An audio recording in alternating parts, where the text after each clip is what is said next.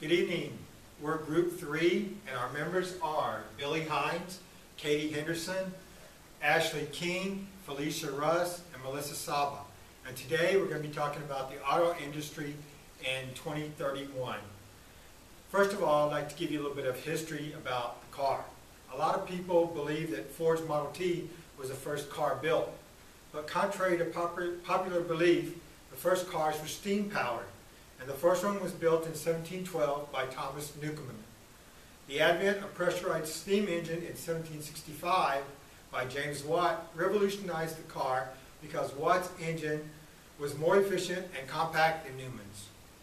The first steam-powered car to move on its own power was designed by Nicholas Cugnot in 1769. His invention reached a walking speed and was used by the French army to haul heavy cannons at the time, although it was later abandoned. Prior to the invention of the steam-powered car, there is proof that the Italians recorded designs for several wind-driven vehicles as early as 1335.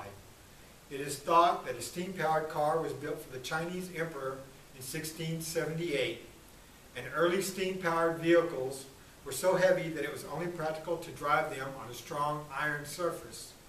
Early automobiles not only used steam engines, vehicles with electric engines were invented roughly around 1832 and 1839. Robert Anderson of Scotland invented the first electric carriage that used rechargeable batteries to power a small electric motor. Each of these vehicles had fallacies. For example, most were heavy, slow, and very expensive. They needed to stop for recharging frequently. With the invention of gas-powered vehicles, both steam and electric road vehicles were abandoned. Although cars had been around in one form or another for several years, it wasn't until Henry Ford started manufacturing the Model T at his Highland Park, Michigan assembly plant in 1908 that the automobile became something the average person could afford. Even after Ford introduced his revolutionary assembly line and workers added pieces to it as the car moved down it, a car was still a luxury item priced at about $950. Eventually, Ford's processes became so streamlined that he was able to sell a Model T for as little as $288 and still earn a profit. The Model T was a rugged car and was capable of taking quite a bit of pounding. Remember, most roads were not paved in the early days, and as more and more cars entered the roadways, traffic became a problem. Cars were competing with carriages and horses for road space. In 1920, the invention of the traffic light by William Potts of Detroit lessened some of the traffic problems, but it wasn't until 1937 that the government under Franklin Delano Roosevelt began what is known as the Interstate Highway System.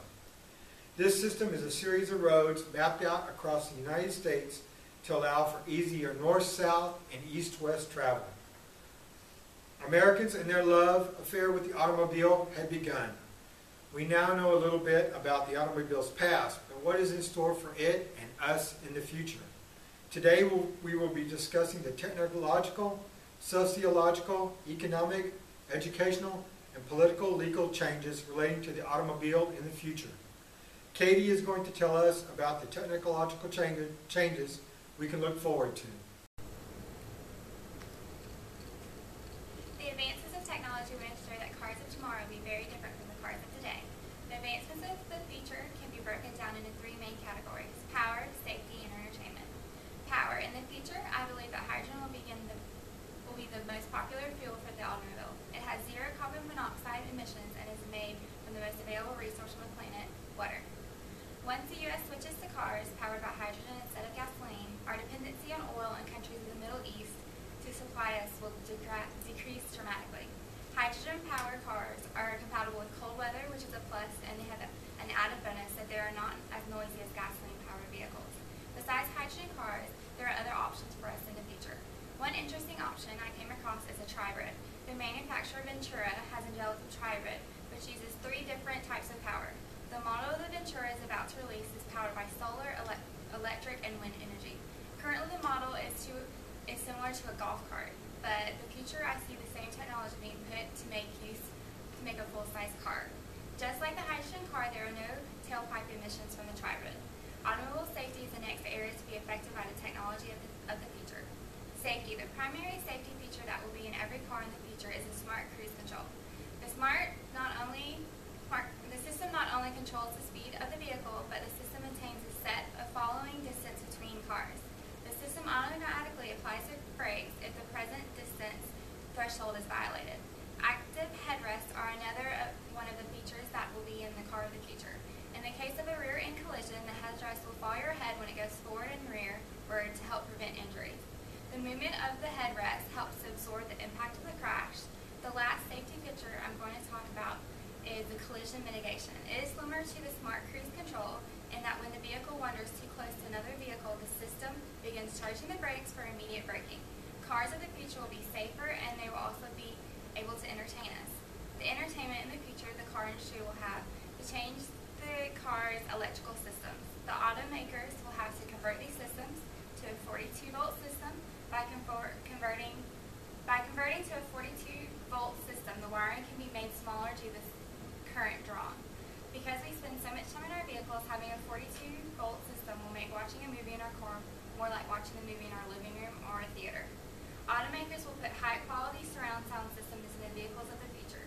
Automobile electronics of the future will be touch screen and all vehicle devices. DVD player, MP3 player will all be controlled from one touch screen. The car of the future will be filled with inventions to make our lives easier and more efficient. It will be exciting to see all the aspects of the technology that will be in the future automobiles of the future. Melissa is going to talk about the economic changes in store for the future. Hi, I'm Melissa Seva. This may be old news to some of you, but the automobile industry is not what it used to be.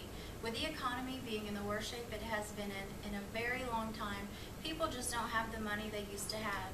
Today, I will discuss the major economic factors and how they affect the automobile industry. The first major economic factor is economical change. Examples of these economical factors are unemployment, exchange and interest rates, consumer spending, decrease or increase in earnings, finance, credit, and exports. The second economic factor is climate change. In the 21st century, we will be challenged with the impacts of tighter vehicle emission standards.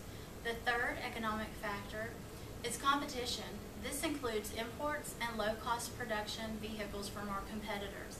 The fourth economic factor is change in product demand. The increase in fuel prices have decreased the demand for SUVs, which ultimately brought down the big three, GM, Ford, and Chrysler.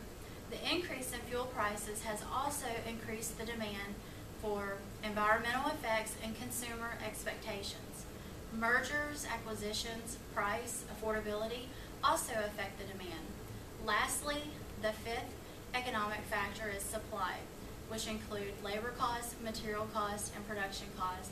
It is important to keep these economic factors in mind so we can plan for the future and build a strong, viable industry for the 21st century. This concludes my proportion. Up next is Felicia to discuss socio-cultural changes. In the future automobile industry, car consumers' values, beliefs, demographics, and lifestyles will change because of the growth of the industry in the next 20 years. The goal for the entire automobile industry of the world is to be able to offer the totally pollution-free car. It is generally accepted that it is possible to make one. We don't know how much it will cost to make it, but we assume that it will be possible. We don't know when the fuel will be produced and distributed in a way acceptable for the generations to come. Today we assume that hydrogen is the fuel that can ensure our mobility in the next century and rid the globe from the pollution of road traffic. The road towards the pollution-free car is long and paved with challenges. Engineers working for the automobile manufacturers with the challenges of the future accept that the goal is within reach. It is, however, impossible to predict when it may be reached and the goal of which it may take. The biggest question is, will the driver be willing to pay the price for an automobile that will make the world a cleaner place? We believe that the car of the future is powered by electricity. The electric car with batteries will probably never be anything more than a niche product for the customers with special interests. The main advantage is that it does not pollute along its path of operation. Therefore, it is welcome in cities with massive pollution. Its disadvantages are that it has limited range, time consuming to charge the batteries, and that it costs considerably more than ordinary cars due to the expensive batteries. This doesn't always happen in the most environmental friendly way. The demographics of how automobiles will be built for its consumers will be more advanced and made for the consumer's advantage. All the itineraries will have more room because it wouldn't have a steering wheel or gas or brake pedal. Instead, the driver will be operating the car by levers located on the console of the interior door. One lever guides the car left or right while the other controls acceleration and braking. The levers will then be attached to the vehicle's computer.